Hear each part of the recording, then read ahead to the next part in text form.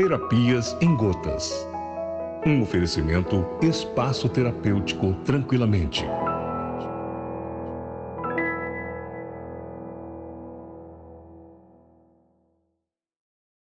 Olá, meus amigos, tudo bem? Meu nome é Alaelson Gomes, sou do Espaço Terapêutico Tranquilamente, atuo como neuropsicólogo lá e estou do lado da Verusca Cordeiro, ela que atua como psicóloga, terapia cognitivo-comportamental, é especialista em terapia cognitivo-comportamental, além também de comportamento humano nas organizações, especialista em comportamento humano nas organizações.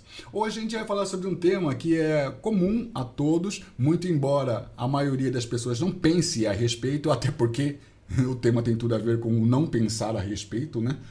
Vamos falar sobre pensamentos automáticos. Vale lembrar que o nosso objetivo aqui não é dissecar o assunto, não é exaustivamente falar tudo sobre o assunto.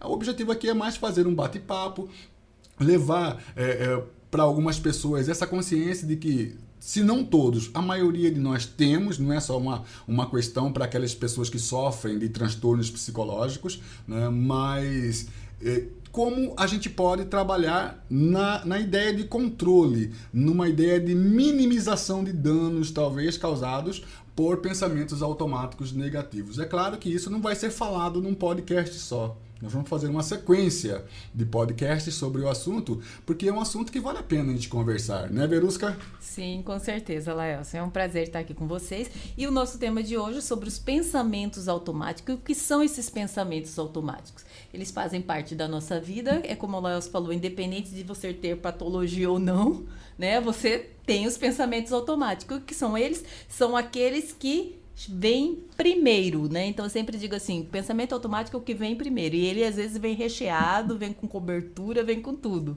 Vem com um pacote por trás dele, né? E esse pacote, metaforicamente falando, Laelson... Pacote premium, né? É exatamente isso. Então ele vem recheado de algo. E o que é esse algo? Esse algo é o que dá uma sustentabilidade para esse pensamento automático, que por vezes é apresentado de forma disfuncional. Ou seja, ele não vem do nada, ele vem embasado de algumas crenças por trás, crenças intermediárias, vem embasado de crenças nucleares que dá uma sustentabilidade para chegar no pensamento automático. E vale lembrar o seguinte, esses pensamentos, eles são gerados a partir de esforços exteriores e esforços interiores também. Quando eu digo esforços, eu estou me referindo aí a influências exteriores, a influência e influências interiores. No ponto de vista da neuropsicologia, vale lembrar o seguinte, o cérebro, né, ele consome 20% de toda a energia do nosso corpo. Então o nosso cérebro, ele foi treinado ao longo do tempo para trabalhar os questionamentos de luta e fuga. Então ele não vai gastar energia à toa. Então, e por que ele reforça o pensamento automático? Porque com o pensamento automático, ele não requer um consumo alto de energia. E se ele não consome uma alta energia, ele vai ficar na situação, entre aspas, de comodidade. Né? De comodidade. Ok? Continuamos? E é exatamente isso. Então, como vêm esses pensamentos? Normalmente são pensamentos espontâneos, né? Vêm de forma bem espontânea e são manifestos a partir da vivência daquele momento em que você está passando, né? E esses pensamentos automáticos terminam interferindo na interpretação que você dá daquela situação. Eles não são baseados em momento algum em reflexão. Por que não são baseados em reflexão? Porque se eu for refletir, se eu for exigir mais do meu cérebro, eu tenho que sair dessa condição e fazer com que o meu cérebro trabalhe mais. E é justamente o que o meu cérebro não quer fazer desnecessariamente. Por isso que é treino, treino, treino e treino para se ter mudança de comportamento, né, Laelson? E a gente observa que o pensamento automático, por vezes, na maioria das vezes, Alaelson, a pessoa não para observar o que ela está pensando. Por quê? Porque ela está muito focada na emoção, no que ela está sentindo naquele momento. Ela está muito focada, eu estou muito triste, eu estou ansiosa, o que ela está sentindo. Só que a pessoa, ela está ciente da emoção e não do pensamento em si. Então, é um processo a pessoa começar a indagar esses pensamentos, evidenciar o que esse pensamento está trazendo. Realmente é um pensamento que tem um embasamento, porque o que acontece? O pensamento, por vezes, vem de forma distorcida. Eu acredito nesse pensamento e começo a ter um comportamento a partir deste. E é importante dizer o seguinte, quando eu estou falando aqui, a Verusca está falando sobre emoção aqui, nós não estamos nos referindo à emoção primária. Nós estamos nos referindo já àquelas identificações de emoções, que são os sentimentos. Né? Que são os sentimentos, já são secundárias aí. E com isso, esses pensamentos, que por vezes vêm de forma disfuncional, nos levam a quê? Ao sofrimento humano, nos levam à distorção da realidade. Daí a importância de você estar sempre indagando esses pensamentos. Então, quando eles vêm, esses pensamentos automáticos, de forma disfuncional, ele interfere na nossa habilidade até de atingir o nosso propósito, atingir as nossas metas, né? E vão gerando o quê? Comportamentos mal adaptativos. E é interessante dizer que, do ponto de vista da neuropsicologia, né, as funções executivas ficam plenamente afetadas aí. Existe aí uma distorção da memória semântica, existe aí uma disfunção no meu controle inibitório, porque muitas vezes, como comportamento, eu uso do impulso, né? Então há uma disfunção no meu controle inibitório, há uma disfunção atencional também. Então eu não dou a atenção devida, a atenção que eu deveria dar numa condição normal, né, para essas situações. Então o meu pensamento automático, ele já está lá carimbado e ele faz com que eu bloqueie todo o meu córtex pré-frontal no sentido de evidenciar provas que façam com que eu torne essa situação o mínimo impactante possível. Né? O mínimo impactante possível. Então, assim, diante da neuropsicologia, existem várias situações que precisam ser trabalhadas aí. Controle inibitório, o meu planejamento. Eu não consigo planejar uma resposta, uma vez que a minha resposta vem automática. O meu comportamento vem automático. Eu não consigo planejar uma resposta, eu não consigo planejar uma execução saudável. Né? Então, as minhas funções executivas são grandemente afetadas nesse sentido. E é exatamente aí que a gente falou, ele não vem do nada esse pensamento automático, ele tem crenças que fortalecem esse pensamento. Ele não vem solto do nada, não. Quer ver um bom exemplo para um esforço exterior? É quando a criança, né, não consegue desenvolver uma determinada habilidade ou desenvolver uma determinada atividade e o pai dela ou a mãe dela chama ela de burra. Você é burra, você sempre vai ser burra, você nunca vai ser ninguém na vida. Né? Ora, esse esforço externo é extremamente essencial para essa criança. Por quê? Porque são vindas de pessoas que elas têm como referência. Ela acredita no pai dela. Logo, a verdade que o pai dela disser para ela vai ser uma verdade que vai estar ali para o resto da vida dela. E vai ser muito difícil, a partir do momento em que ela interiorizar isso, retirar isso. Vai requerer dela muito esforço para retirar, para questionar se aquela verdade dita pelo pai é a verdade da vida dela. É o que a gente fala na TCC, Alércio, a questão de que todos nós vamos desenvolvendo crenças. E dentro dessas crenças, pelas experiências vivenciadas na nossa infância também, a gente desenvolve crença de desamor, desvalor e desamparo, devido às experiências que nós fomos vivenciando. Desenvolvemos essas crenças e vamos caminhando. Porém, na vida adulta, a gente pode vir passar por situações adversas, onde essas crenças, que por vezes estão distorcidas, né, vêm com tudo, levando o indivíduo ao sofrimento. Então, tem uma tríade cognitiva que a gente fala que a gente precisa trabalhar para quê? Para que essa visão essa crença de desamor se transforme em amor, desamparo em amparo, entendeu? Por quê? Porque elas vão levando a pessoa ao sofrimento contínuo e vai chegando até na vida adulta. Então, quando eu estou com uma crença de desamor, desamparo e desvalor imperando, a visão, a tríade cognitiva, a visão que eu tenho de mim é muito ruim. A de mundo é péssima. E a de futuro, por vezes, nem tenho.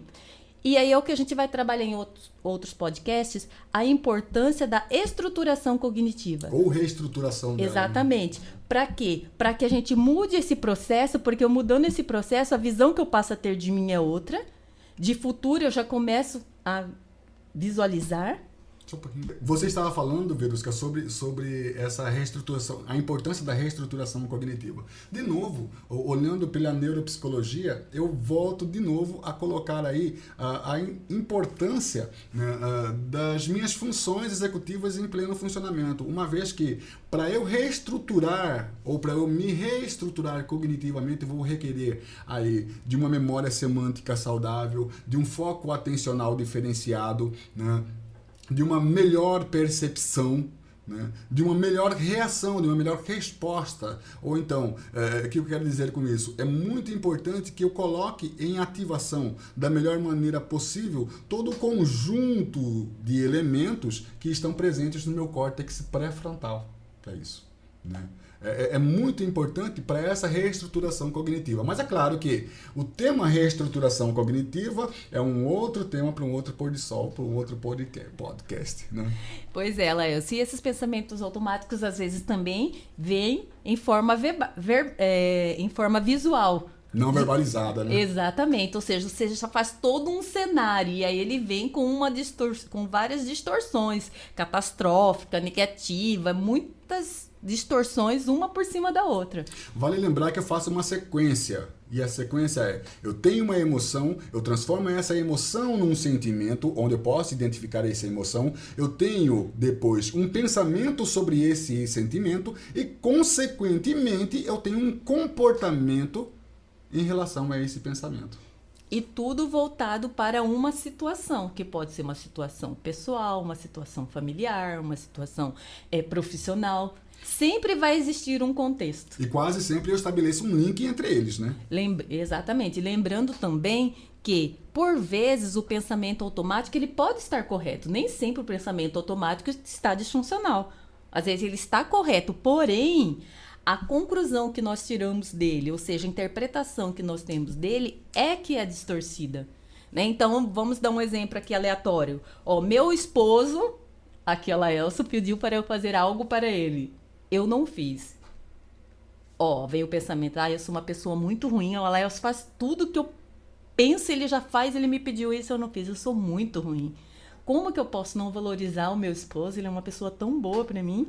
E por outro lado, também, o próprio Alaelson pode ter esse pensamento, né? O Alaelson aqui, no caso eu, pedi para a Verusca, minha esposa, fazer algo para mim, né? Ela não fez. Eu começo a falar, eu não sou digno, a minha mulher não fez aquilo que eu pedi, eu não mereço isso. Eu não sou merecedor. Você viu as distorções dos dois lados? Exatamente. Olha o pensamento automático negativo imperando em mim também. Daí a importância de indagar os pensamentos, né? Por que eu não fiz? Porque eu tenho um fato, eu tenho um pensamento. E realmente você me pediu para fazer algo. Do meu lado, por que ela não fez? Então, indagar. O que me levou a não fazer? Exatamente. É porque eu sou uma pessoa ruim, uma pessoa má, ou teve circunstâncias adversas que me levaram a não fazer aquilo que eu tinha prometido. Ou circunstâncias adversas que não me deixaram fazer. Exatamente não isso. Me permitiram fazer. E uma outra coisa muito interessante, também, vamos imaginar que a Verusca tenha se esquecido de fazer. Cara, ela é humana, ela tem direito de esquecer. Às vezes eu, como conclusão, como pensamento automático negativo, acredito que, ela não pode me deixar de valorizar. Mas o fato dela não ter feito por esquecimento não quer dizer que necessariamente ela esqueceu de mim por uma questão intencional ou que tenha me desvalorizado. E aprender a indagar os pensamentos elimina muito sofrimento na vida do ser humano. Mas aprender a indagar os pensamentos requer um esforço muito grande do cérebro. Treinamento. A palavra de ordem é treinamento. Mas isso também faz parte da reestruturação cognitiva que nós vamos falar no próximo podcast. Exatamente isso. Lembrando que os pensamentos automáticos também, quando vêm, eles vêm também com mudanças na expressão facial. A pessoa fica, às vezes, se sentindo com os músculos enrijecidos, oscilação de humor, a oscilação da voz, né? Então, por quê? Porque ela vem recheado de angústia também. Por vezes, quando eles estão distorcidos, eles vêm dessa forma também. E aí, olha só como que funciona as várias formas, né, de pensamentos distorcidos. né? Muitas vezes, um elogio que o pai coloca para o filho, né, também pode ser altamente prejudicial e naquele momento não é visto como altamente prejudicial. Imagina o seu filho que chega na sua casa e fala assim: pai, tirei 10 na prova de matemática. Normalmente, o pai ou a mãe vai falar para o filho: parabéns, meu filho, você é muito inteligente, você é extremamente inteligente, tirou 10. Isso, ao longo de um tempo, pode fazer com que a criança realmente acredite que ela é inteligente e que se ela é inteligente, ela não precisa estudar. Ela acredita naquilo, né? É a mesma forma de pensar com o pai que chama a criança de burra. A criança acredita que ela é burra e que ela não vai precisar estudar. Para que ela vai perder tempo estudando se ela já é burra? Da outra maneira, para que a criança vai estudar se ela já sabe que ela é inteligente?